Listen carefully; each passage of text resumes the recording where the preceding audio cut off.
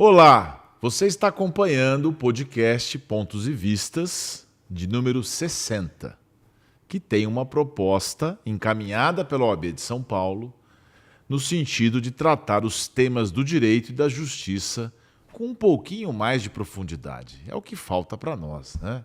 Um pouco de discussão, sair um pouco ali, né, do debate rasteiro e elevá-lo para a gente poder tratar dos assuntos que eu sempre disse que a justiça é o maior e mais importante poder de Estado, da qual a advocacia e o Ministério Público e a magistratura são partes essenciais. Para tratar de um tema específico do direito do agronegócio, nós temos a honra de receber aqui duas profissionais do direito dessa área. A doutora Adriana Bandeira de Mello e a doutora Alessandra Okuma. Juntas, elas vão debater e vão falar sobre os desafios dessa área e também que está linkado com a economia mundial. Doutora Adriana, doutora Alessandra, é um prazer tê-las aqui conosco. Obrigada, Serguei. O prazer é todo nosso, né, Ale? Prazer é meu, Serguei. Estou muito honrada de estar aqui na OAB, no Ponto de Vista. Agradeço muito o convite da Adriana Galvão, ex-presidente Patrícia Vanzolini, o Léo Sica também. A OAB tem feito um trabalho muito importante na defesa dos direitos das mulheres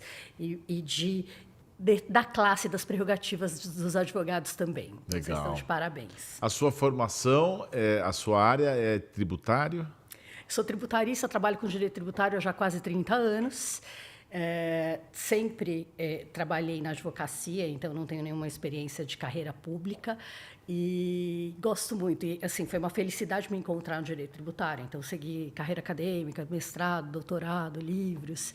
E é uma coisa que realmente me agregou e trouxe muita satisfação profissional. E a Adriana é minha amiga desde a faculdade, então a gente se conhece aqui aí já há mais de 30 anos. Você também é uma tributarista? Também sou tributarista, também atuo na área do agronegócio. E como ela também sempre trabalha... Nós temos perfis muito parecidos. Eu mais na área de consultoria, ela mais na área de contencioso, né, Ale?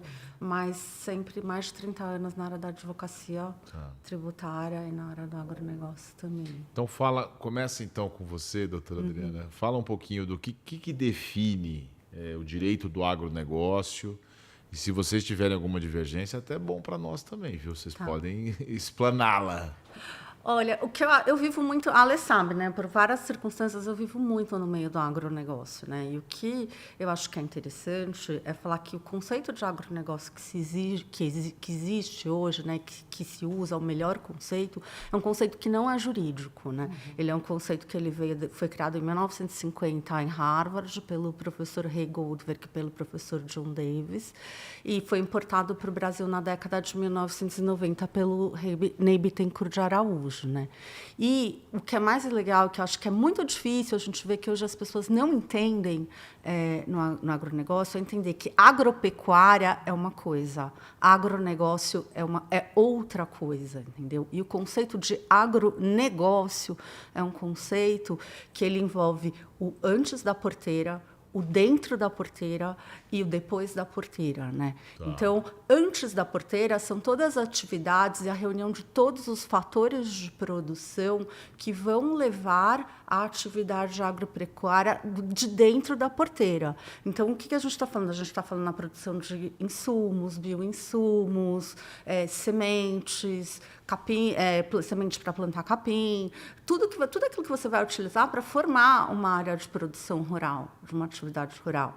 A agropecuária em si é a produção rural. Aí a gente vai que é o dentro da porteira. Que é o dentro da porteira, entendeu? E o depois da porteira, entendeu? Que é um mundo que as pessoas não enxergam, mas que a gente considera que agronegócio são todas as atividades que incluem logística, distribuição, comércio, serviços. Mas a agropecuária estaria incluído dentro do agronegócio? A agropecuária é um ponto dentro do agronegócio. Então, tudo que seria distribuição, logística, transporte, seguro rural, comércio, serviço, agroindústria. É tudo agronegócio, considerado agronegócio depois da porteira, entendeu? E, assim, quando você pergunta, então, como que isso representa na economia, né? Quando a gente fala de agropecuária, da atividade dentro da porteira, se a gente olhar só isso, a gente vai ver que isso tem aproximadamente uma participação de 7% no PIB do país. Só que quando a gente pega o conceito de agronegócio como um todo, ele representa hoje 30% do PIB. Tá.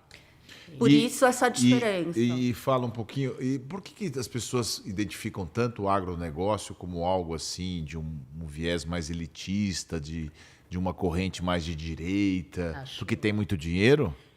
O agronegócio ele é uma potência aqui no Brasil, né? O Brasil é um dos poucos países que tem 2 safras de agro, a Adriana sabe melhor que eu.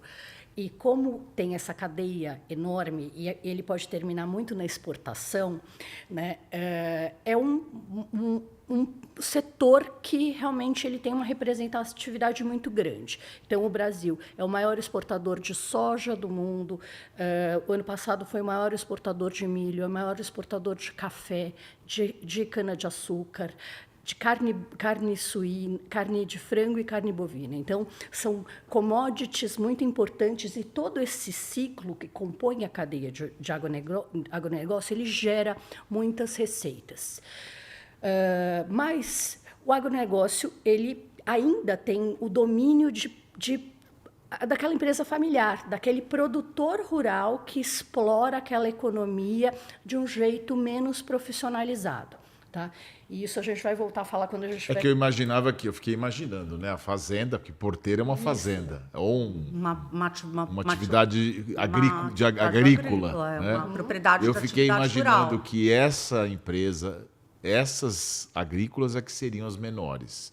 Eu imaginava que o agronegócio como um todo, que envolve todas essas cadeias de produção, já fosse um pouco mais profissionalizado. Ainda não? Mais ou menos. Tem alguma parte... Mais ou menos Vamos primeiro ouvir o mais ou menos.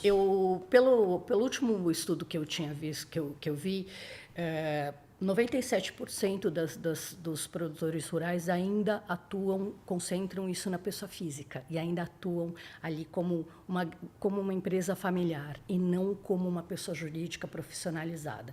Então, apesar de... E isso não quer dizer que eles têm tecnologia, tá? Isso tem tecnologia e o fato deles estarem numa estrutura minimalista não quer dizer que as receitas são pequenas, ao contrário. A gente tem agora, até antes de vir para cá, eu estava vendo, agora lançaram um reality show que é As Damas do Cerrado, que mostra bem o poder que tem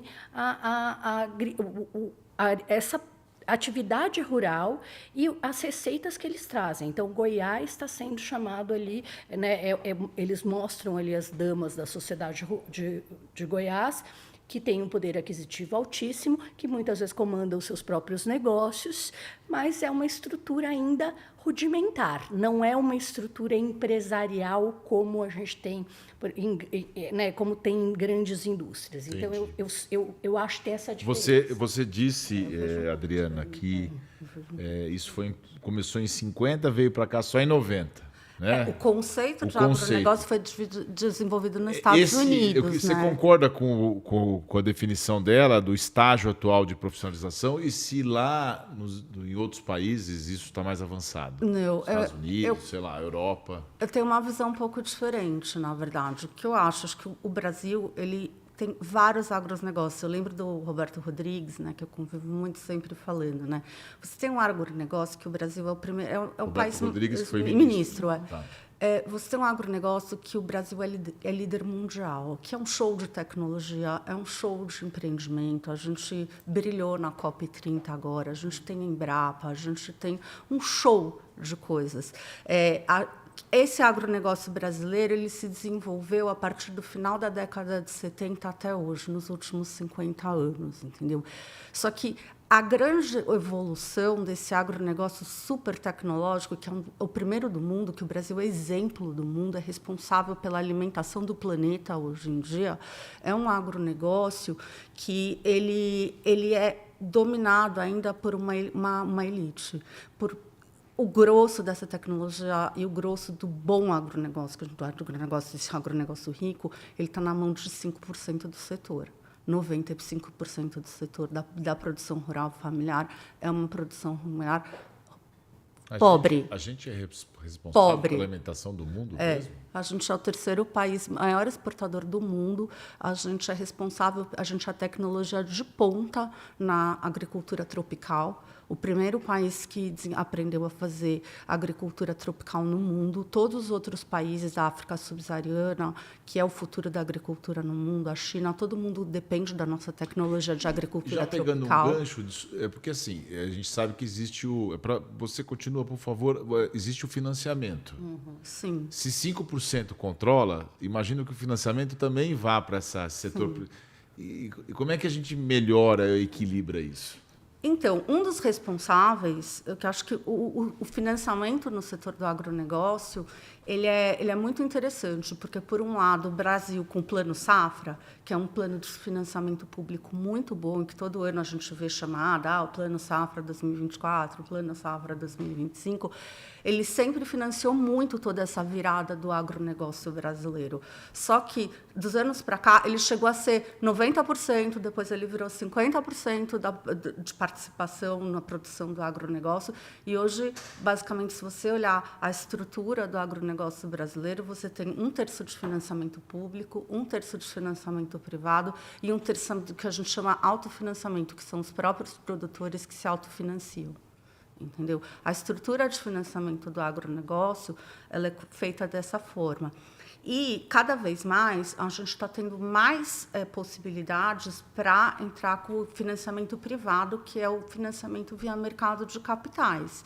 Que, então, a gente está falando de FIAGRO e de todos esses títulos privados que a gente conhece, cédula do produtor rural, financeira e física, CDA, WA, LCA, são todos esses títulos do agronegócio que estão vinculados ao mercado de capital, que cada vez mais eles vêm representando uma forma do setor se financiar com base na captação privada, mas ainda é 1/3. Entendi. Existe um potencial muito grande disso continuar crescendo, só que nos últimos anos, principalmente nos últimos 2 anos, um dos pontos que atrapalhou um pouco é a alta da taxa de juros, né? E a tentativa de tributar as LCAs, os CRAs, né? Que agora caiu essa medida provisória, né? Mas existia esse risco de ter uma tributação, de aumentar a incidência de imposto de renda na fonte nesse tipo de título, o que ia trazer um prejuízo para o financiamento dos produtores. Porque o que acontece? Ainda, todo ano, o Plano Safra é o dinheiro mais barato para financiar o agronegócio. O agronegócio depende do financiamento público via Plano Safra. Então, todo ano vem aquele monte de dinheiro que o governo disponibiliza para o Plano Safra e que é pulverizado pelas instituições financeiras, como o Banco Bradesco, o Banco do Brasil, o Sicredi, Sicobi, e pulveriza o crédito rural para os produtores, entendeu? Agora, nessa linha, até tem uma coisa interessante de autofinanciamento, que a Adriana falou que é o autofinanciamento do agro. E isso acontece muito via cooperativas. Isso, cooperativas isso. funcionam bastante nessa linha, né? Cooperativa, elas têm ali um tratamento privilegiado, né? Tanto hoje que você tem o ato cooperativo, que ele não é tributado, todas as operações que são feitas entre o cooperado e cooperativa, elas têm ali uma proteção, uma não incidência de imposto, e isso vai ser mantido na reforma tributária. Então, as cooperativas acabam sendo muito fortes nessa área de agronegócio, e isso é bastante interessante. Tem cooperativas de crédito, então todas essas operações ali, elas vão ter um tratamento mais benéfico, que está na Constituição e foi respeitado também pela reforma tributária, pela Lei Complementar 214. Então, a gente tem ali esse arcabouço, né? E um outro ponto que eu acho que é legal, a gente começou falando até da força da exportação brasileira, tudo, e sabemos que a gente passou agora pelo tarifaço temos o tarifaço do Trump, né? Que onera ali, por exemplo, café e outras commodities rurais, açaí, enfim, outras, né, produtos. Mas não voltou atrás já? Voltou uma parte, mas não foi tudo revogado. Certo. Ainda tem muita discussão. E para tentar, né, compensar os produtores rurais e esses quem foi afetado por essas tarifas, existe um plano de financiamento, inclusive, que é o Brasil Soberano, que tem ali linhas de financiamento específica para quem foi afetado por essa medida do presidente Trump. Então, isso pode ser uma alternativa interessante. Tá. O tema é muito vasto. É muito vasto. Eu preciso fazer um pequeno intervalo. A gente já volta. Você está acompanhando Pontos e Vistas com a doutora Adriana Bandeira de Mello e a doutora Alessandra Okuma. Daqui a pouquinho a gente volta. Você sabia que a OAB São Paulo criou um aplicativo de compras exclusivo para você, advogado? Com ele, as suas compras são transformadas em créditos para abater da anuidade. Baixe o aplicativo OAB-SP Shop e tenha desconto em mais de 24 mil estabelecimentos e 3 mil lojas em todo o Brasil.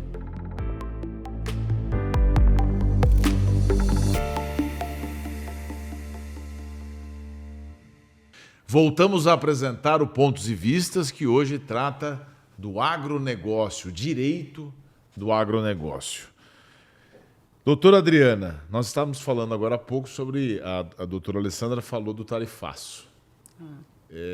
As pessoas, assim, meio que perderam um pouco esse assunto, foi um grande pandemônio na época, mas os efeitos ainda estão sobre nós, né? Sim, os efeitos ainda estão sobre nós, enquanto os Estados Unidos cobrar tarifas, infelizmente, você vai ter esse custo a mais, né, sobre a produção brasileira, né? Só que, por outro lado, como o Trump também voltou um pouco atrás, né, ele reduziu o tarifaço, ele está chegando ali num acordo um pouco melhor, né, com o Brasil e com o Lula, isso está se aliviando, mas por outro lado, o que eu vejo no agronegócio é que o agronegócio que achava que ele ia ser assim muito afetado por isso foi menos do que ele esperava. Ele conseguiu Isso deve ao quê? A esses programas de incentivo do governo? abrir para outros mercados. Teve A Ásia é um esse mercado muito importante. Mas já abriu mesmo? Já escoou? Já. Eu acho que muita coisa já foi escoada, assim. Então, Nossos maiores clientes são China, Exato. Arábia Saudita, os árabes. É um mercado consumidor muito importante. Europa, China. Então, acho que isso trouxe ali um alívio e a produção acabou Escoando. É que a gente não tem assim ainda os dados exatos. Né? Acho que ninguém tem acesso exatamente. No final do ano, provavelmente. Mas o fato é que, como você estava dizendo, o fato é que não teve um impacto assim tão grande a ponto de desestruturar ou quebrar empresas, não. Não teve mesmo. Acho que aí o governo... Algumas empresas foram prejudicadas, mas não foi uma coisa assim estrutural. Não foi um desastre, não foi um desastre. Eu acho que eles conseguiram, o governo conseguiu direcionar, por exemplo, o excedente dos produtos que não iam, né, que iam ser exportados para os Estados Unidos, de repente deixaram de ser. Isso pode ser direcionado para merenda escolar sem licitação. Teve isso? Existe, tem linhas, isso faz parte desse Plano Brasil Soberano que Esse Plano Brasil Soberano é do governo federal. Exato, governo federal. E nós tivemos também, nos estados, alguns planos específicos também. Vinculados a isso. Por exemplo, aqui em São Paulo, que é um estado produtor grande. Exatamente, que é para incentivar que esse produto que deixou de ser exportado aos Estados Unidos seja aproveitado aqui no mercado interno com condições um pouco melhores, tá? Então, acho que isso tudo realmente... Porque é uma judiação, estragar a comida, né? Exato. Então, e aí tem commodities, tem exatamente, você tem pescado, né, que o Brasil exporta também para lá e foi afetado, tem ali frutas. O Brasil é um grande produtor de frutas e essas frutas também podem ser aproveitadas. Então, foi redirecionar isso e de repente, aproveitar isso no mercado interno com essas facilidades.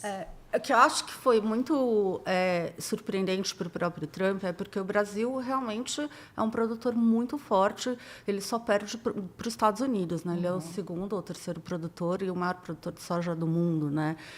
Então, o que o Trump achou? Que ele ia matar o Brasil quando ele viesse com o tarifaço, só que o que aconteceu é que a China, por exemplo, deixou de comprar dos Estados Unidos e passou a comprar do Brasil. Mas será que ele achou que ia matar ou foi uma estratégia para depois depois recuar? Também não é ingênuo.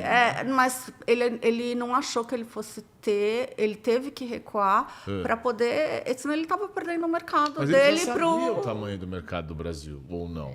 Acho que ele não tinha ideia da força tão grande que é como ele imaginava. E talvez acho a que ele se pressão que surpreendeu teve pela pressão interna dos próprios beneficiários porque isso, desse sistema, né? Porque, que veja, lá também gente ganha muito dinheiro. O pessoal né? começou a parar de vender lá para a China. Aí eles começaram a reclamar lá, a gente está tendo uma competição aqui fora da caixa. Agora o Brasil está vendendo para caramba e a gente não. E não é fácil você conseguir um outro produtor de café com a qualidade, um outro fornecedor de café, de carne de frango, com a qualidade, não é? Com a qualidade, exatamente. Então, isso tem ali o efeito de encarecer o produto para o próprio mercado americano, que não é o que ele gostaria, eu imagino, né? E tem esse outro efeito também de repente, de criar uma distorção de qualidade. Ele tem que buscar um novo fornecedor e tudo isso, tudo prejudica, né?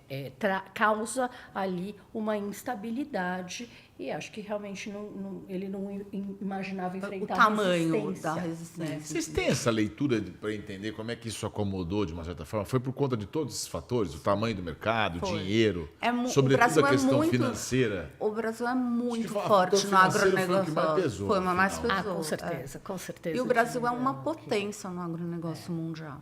Entendi. E acho que o Trump, talvez ele não tivesse a dimensão do que significa o Brasil. No afã de defender a economia dele, ele achou que... Porque errou a mão, talvez. Acho que... O que acontece? Hoje em dia, assim, todo mundo que entende de agricultura sabe que a agricultura está focalizada no cinturão tropical do planeta, porque não tem mais...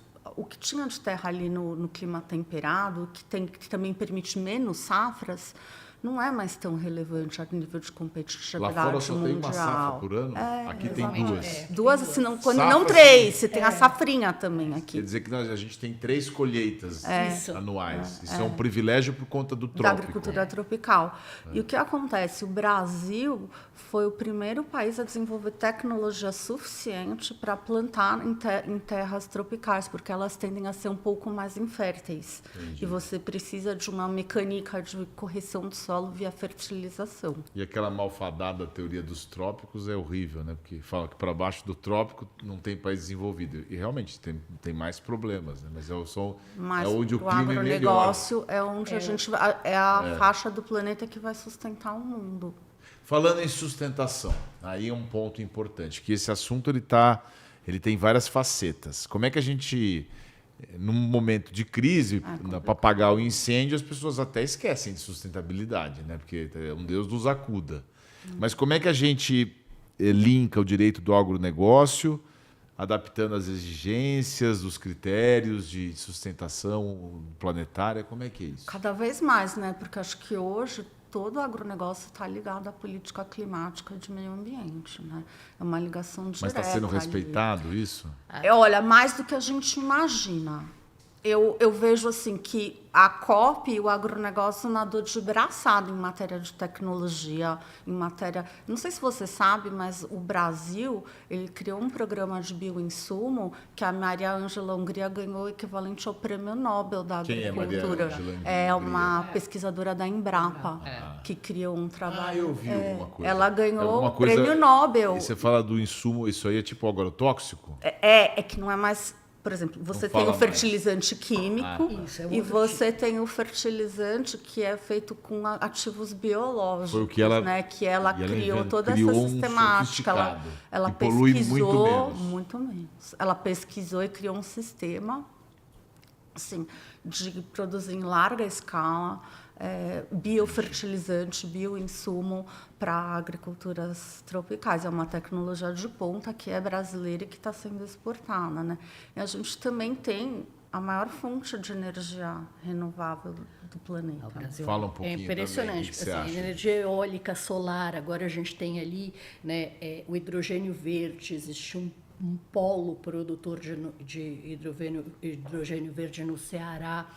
E cientistas da Universidade Federal do Ceará estão trabalhando para estabilizar o hidrogênio para o Brasil poder exportar energia verde. Então, isso vai ser muito interessante. E, além disso, a gente estava falando em sustentabilidade, né? E eu acho que, hoje em dia, todo o agronegócio ele tem que se preocupar com sustentabilidade. Isso é o requisito mundial. Por quê?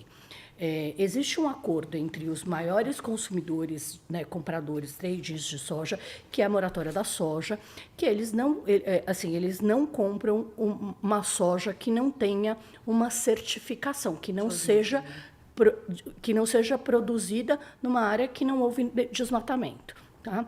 Com com a carne bovina também existem formas de você controlar que aquela produção é feita de um jeito sustentável, e isso é muito importante.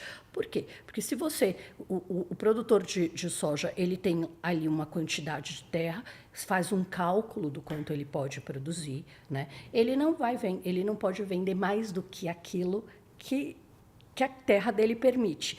Isso significa que ele não vai ter incentivo para desmatar, porque se ele desmatar e produzir mais soja do que ele não vai ter quem compre a soja dele. Então, esse tipo de pacto global, né, que a moratória da soja ela é mundial, é muito importante para garantir a sustentabilidade. A gente tem aqui alguns retrocessos, e aí vou falar especificamente em relação à moratória da soja. Tem alguns estados, por exemplo, o estado do Mato Grosso, e tem um outro estado que tentou fazer leis para boicotar esses acordos para a sustentabilidade. Isso ali vai ser julgado pelo Supremo Tribunal Federal. Teve uma decisão monocrática muito boa do ministro Flávio Dino. Depois, infelizmente, ele mudou de opinião. A decisão ficou não tão boa, aliás, bem não boa.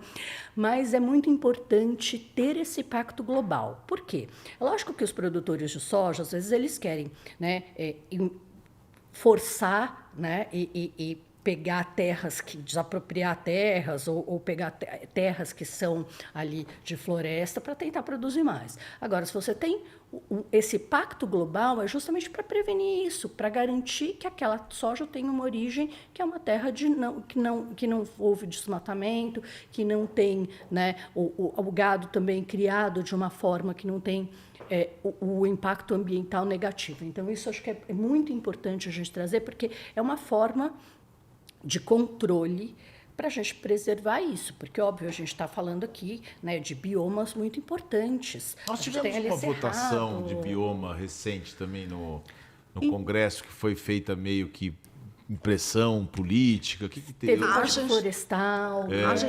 O mais recente que a gente tem, que é muito legal, que é um projeto que eu gosto muito, o Brasil criou agora, com o Ministério do Meio Ambiente e da Agricultura juntos, um programa para revitalizar e replantar em terras degradadas, né, em recuperar terras degradadas, mais de 40 milhões de hectares. É muita coisa. 40 milhões de hectares é muita terra. É um programa que precisa de financiamento. Acho que a dificuldade do plano do Brasil para a recuperação das áreas degradadas é conseguir o financiamento para recuperar essas áreas, mas o Brasil já tem essa característica de que, se ele não quiser desmatar, ele tem área para plantar, entendeu? O ponto é que o desmatamento que existe é ilegal, é dos maus produtores, dos criminosos, entendeu? E a gente sabe, é significativo, é difícil. Fiscalização é complexa também, muito grande, tudo é muito complexo. Só que o Brasil tem um agronegócio de alta tecnologia que se preocupa. Exato. Os bons produtores seguem preocupam. Isso. E tem um outro ponto que a Adriana conhece muito bem, que é muito legal, que agora é todos os incentivos para o crédito de carbono, né? Então, a gente tem hoje o crédito de carbono, ele é um título negociável, né? Então, os produtores eles podem gerar créditos de carbono. Esses créditos são negociados, eles viram dinheiro, isso é um incentivo, porque efetivamente a gente tem que pensar isso. E hoje, assim, acho que os bons produtores, o agronegócio, ele pensa em sustentabilidade. Porque ele é muito afetado com o clima. Já em 2024, se você for olhar os resultados, a queda foi dada a problemas climáticos. Então, se o agronegócio não cuidar do clima, ele vai também se prejudicar. Eu acho que o ponto tem os projetos de carbono, né? O mercado está sendo regulado, mas acho que o que é muito importante hoje para o Brasil também é pensar, porque o Brasil tem um problema sério com seguro rural. Seguro rural é muito caro e as mudanças climáticas afetam as perdas de safra, e aí os produtores têm que, muitas vezes, bancar com os prejuízos sozinhos. Então, seguro rural é um assunto muito caro para o agro, e a questão de seguros por danos climáticos, mesmo por furacão. Eu estou pensando aqui... O Brasil não tem seguro não tem uma legislação. Mas não dá para fazer igual eles fazem, aquele negócio de resseguradora? Não, mas você precisa de uma reforma na legislação. Precisa. O Brasil hoje não tem. É que eu fiquei pensando, pega fogo. Existe resseguradora. Sei lá, em não sei quantos hectares, e como é que eles... Mas a gente não é, por exemplo... furacão, assim, perdeu as coisas por furacão, o seguro não paga. Não paga? Não paga, porque a nossa legislação não é como a legislação dos Estados Unidos, que é feita para esses danos climáticos. Os Estados Unidos paga tudo melhor, gente. Vamos ter um pouco de inveja do judiciário americano nesse passo das indenizações. Eles têm uma legislação toda pronta. A gente estava falando aqui agora do absurdo da violência contra a mulher. Eu sei que não tem a ver com o nosso assunto, mas a violência contra a mulher tem a ver sempre com tudo. Com tudo. A gente teve agora a moça que perdeu as pernas aqui, foi atropelada. E nos Estados Unidos, recentemente, acho que não sei se foi em Miami, uma moça, uma brasileira, teve um acidente lá, não sei exatamente por quê, mas ela vai receber a bagatela de $40 milhões. Pois é, né? Indenização. Quer dizer, aqui ela ia receber R$5 mil. O judiciário sempre fica aquela historinha, vamos evitar o enriquecimento ilícito. Não, você tem Claro que razão. tem que evitar, às vezes, coisas que não são. Mas vamos voltar um pouco para a parte legal. Agora eu vou falar o meu lado Você economista discorda? falando, não, realmente paga muito melhor, mas enquanto o nosso PIB é assim, o deles é 300 trilhões, né? Eu sei, existe uma diferença. Não, mas aí que tá. Mas eu não tô, mas quem paga lá não é o Estado só. São as empresas privadas. Tem que pagar. O fumante lá que tem um câncer, ele pode receber de uma. E a empresa privada é a mesma que vende o cigarro no Brasil. Esse é meu ponto, entendeu? Você tem como mover a economia, mas essa é uma discussão para outro dia. Eu acho que indenização alta distribui renda também. De uma certa forma, distribui renda. Até para o advogado. Se bem que na hora de pagar advogado, o judiciário também não gosta muito de pagar os honorários. Mas para a gente caminhar assim, porque a gente já está avançando muito, vamos tentar fazer um fechamento aqui com a questão da reforma tributária. Eu adoro esse tema. Então fala um pouquinho, porque a gente já está um pouco avançado no tempo, os aspectos para o agronegócio, para você de poder caminhar. A reforma tributária ela é uma reforma que vai mudar muito, ela vai mudar todos os negócios do país e o agro vai ser muito afetado. Como a gente começou falando que o agro ele tem ali aquela estrutura rudimentar, na verdade, porque o produtor rural existe normalmente um chefe da família e ele não existe uma empresa constituída. Então ele vai lá, ele faz o negócio dele com um livro caixa, declara as operações dele no livro caixa, que vai controlar ali despesas e receitas, tudo isso, mas de um jeito que é muito informal. Tá? Não tem a contabilidade organizada que tem uma pessoa jurídica em outros segmentos. Então, o agro agora, assim, vai continuar, tem ali, a gente tem isenções, reduções de base de cálculo, mas o produtor rural que ganha acima de 3.600.000 por ano, ele vai ter que ser contribuinte de IBS-CBS, então ele vai ter que emitir notas fiscais. Contribuinte do quê? Do IBS-CBS, que são os novos tributos, que vêm substituir ali ICMS, ISS, PIS e COFINS. Então, vai se chamar IBS e CBS. Tá. Bonitinho, não é? Então, esses novos tributos, eles vão exigir que o produtor rural tenha uma contabilidade organizada.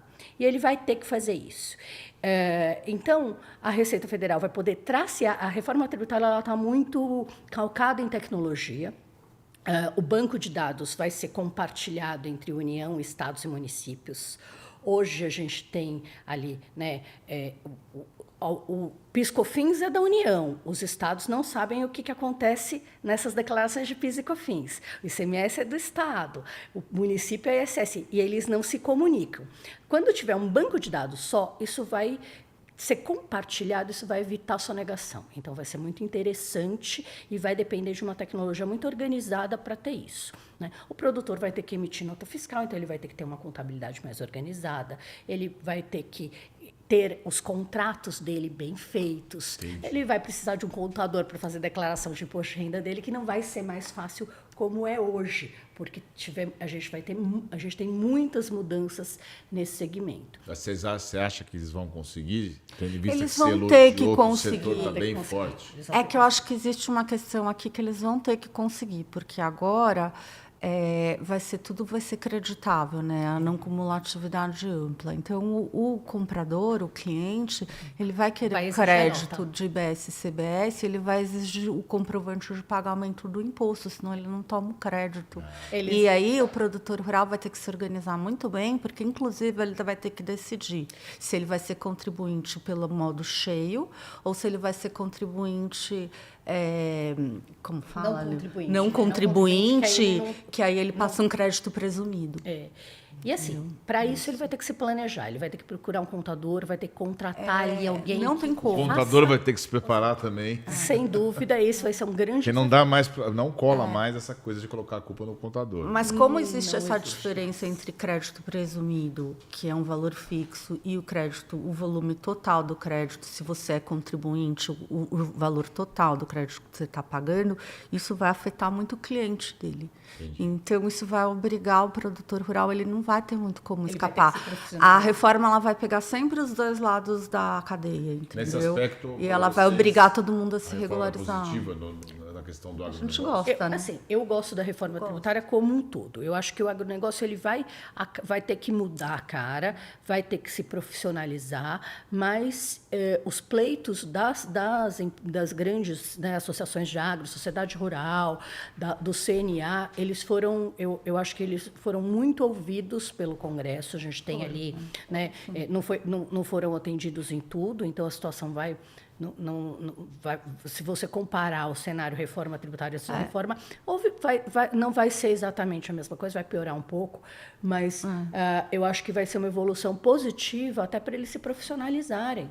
Isso vai ser importante. A gente tem hoje, né, como eu falei, às vezes tem lá o patriarca, aí o patriarca morre, tem lá a fazenda, às vezes não tem um sucessor claro, essa fazenda às vezes vai para inventário, e assim, não tem alguém profissional para tocar os negócios. Então, muito se perde em decorrência dessa falta de profissionalização que eles vão ter que agora suprir de alguma forma. Agora, encaminhando para o final mesmo, vocês sabem que tem comissão aqui na OAB de Direito do Agronegócio. A gente conhece. Ele participa, né? Acho que a Adriana participa. Eu estou na de tributário, de agronegócio. É uma das formas do advogado acessar. Mas, para encerrar, eu queria ouvir das duas rapidamente qual que é a visão. O que vocês acham que o advogado que está procurando essa área, quais são os ramos mais promissores que fazem parte desse guarda-chuva para o advogado que está começando? O direito do agronegócio ele é muito amplo, envolve contratos, envolve estruturas societárias, financiamento. E é uma área que realmente precisa de profissionais bem treinados. Preparados. Bem preparados. Tem vários. Então, assim, especialização. A tributação de agronegócio tem vários cursos importantes que focam nesse segmento, tributação de agronegócio, que são muito interessantes e que é realmente importante para quem quer se dedicar. Tem contratos específicos, tem ali toda essa regulamentação que a Adri falou, então acho que é muito... eu acho assim, um segmento muito promissor. Além do tributário, né, que está sempre uma ebulição, tem a reforma sobre a renda também, do imposto de renda, que também vai afetar os produtores rurais, teve até uma discussão recente, mas eu acho que de áreas mais novas, assim, eu acho que toda essa área ambiental e de crédito de mercado do mercado que a gente está regulando de carbono no Brasil, e o Brasil recentemente veio com a lei para pagamento de serviços ambientais, que vai permitir você criar remunerações para você manter a floresta em pé, né? Então, o agricultor não vai mais ter só a produção agropecuária como fonte de renda. Se tudo acontecer como deve ser, ele vai poder ganhar e ser remunerado por manter uma parte da floresta em pé. Uma parte e toda essa área de contratos não é uma área fácil, principalmente essa parte de meio ambiente é muito complexa. O mercado, as atividades no mercado regular de carbono é complexo, essa parte de remuneração por serviços ambientais é complexa, toda essa parte de desenvolvimento da legislação securitária por conta que vai ter que ser alterada, não só você vai precisar de mais financiamento para seguro rural, como você vai ter que desenvolver essa parte da legislação securitária para as mudanças climáticas como um todo, inclusive na área rural. Então, tudo isso vai demandar muitos profissionais, porque é tudo legislação nova que vai se desenvolvendo por aí, a parte de financiamento não só público das atividades do agro, como a parte do financiamento privado também. Ufa, eu até prendi a respiração aqui, que eu também estou aprendendo bastante. Tem muita A coisa complexidade pra ficou clara, eu espero que você tenha gostado também, achei que eu gostei muito. Tem alguma coisa que eu não perguntei que vocês gostariam de ter falado hoje? Acho que não, né, Ale? Não, acho que não. Bom, Acho que é que só isso. bom. Só agradecer. Muito obrigado, viu, doutora A oportunidade Adriana de estar aqui. Bandeira de Mello e doutora Alessandra Okuma. Muito obrigado por participar aqui do Nós que Pontos de agradecemos. Vistas. Valeu, de verdade. Obrigada. A obrigada. gente que agradece, foi muito legal, né, Ale? A gente adorou. E E a gente espera que tenham gostado, né? Que tenha sido útil. eu espero que você que acompanhou até aqui tenha gostado. E lembrando que o podcast, a OAB, os cursos, a ESA, tudo aqui é feito para você que faz parte do sistema OAB. Muito obrigado e até o próximo Pontos de Vistas.